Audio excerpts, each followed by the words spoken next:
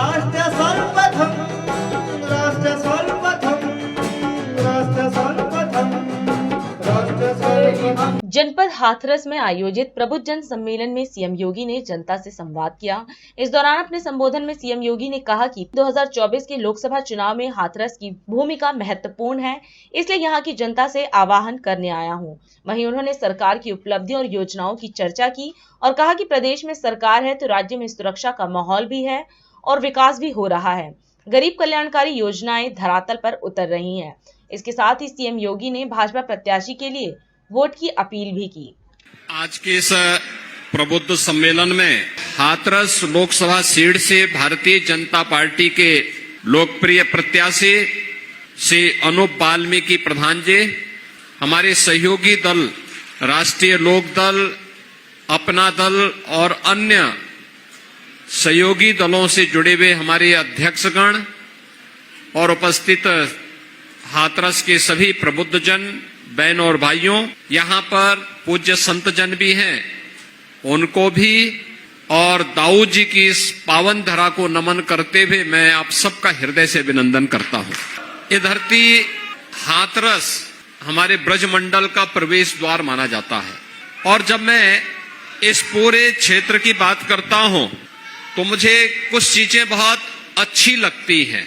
जिस कार्य को प्रधानमंत्री मोदी जी ने 2020 में आत्मनिर्भर भारत की बात कही, वह आत्मनिर्भरता इस क्षेत्र के लोगों ने हाथरस, कासगंज, अलीगढ़, मुरादाबाद, आगरा, मथुरा, यहाँ के लोगों ने सैकड़ों वर्ष पहले उस आत्मनिर्भरता के लक्ष्य को प्राप्त कर लिया था। जब हमने प्रदेश में प्रत्येक जनपद की उत्पाद को प्रोत्साहित करने के लिए वन डिस्ट्रिक्ट वन प्रोडक्ट की अपनी नीति बनाई तो उसके पीछे अलीगढ़ का हार्डवेयर था, उसके पीछे मुरादाबाद के पीतल की कारीगरी थी, उसके पीछे आपके हाथरस की हींग भी प्रोसेसिंग के भी कार्यक्रम उसके पीछे था, उसके पीछे फिरोजाबाद का ग्लास की आइटम भी थी।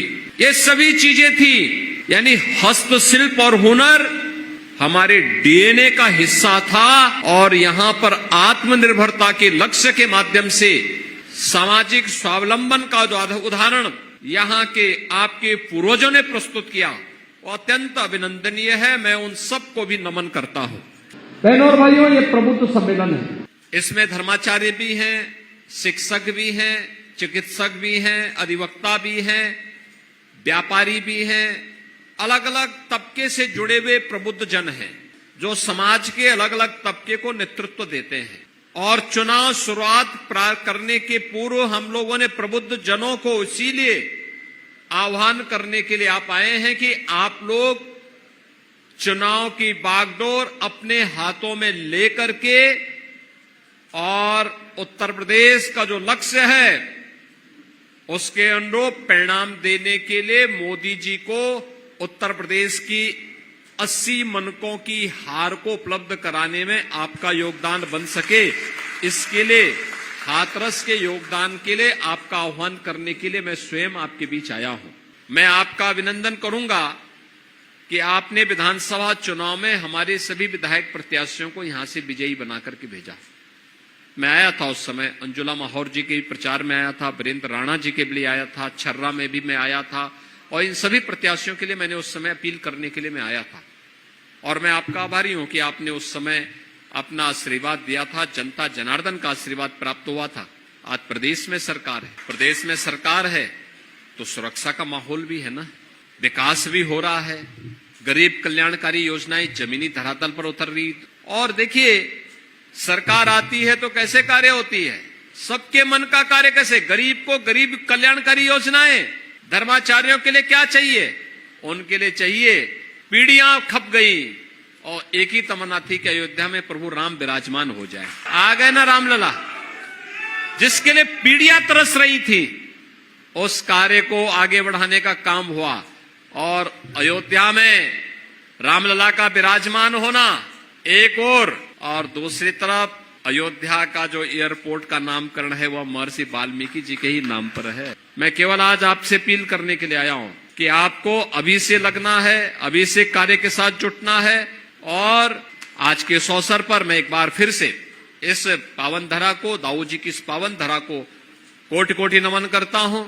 आप सबके प्रति आगामी जो पर्व और त्योहार हमारे आने जा रहे हैं, वासंतिक नवरात्रि भी है और रामनवमी भी है, तो इसकी मैं हृदय से आपको शुभकामना देता हूं। और इस दौरान हम लोग चुनाव प्रचार के लिए आपके बीच में आएंगे।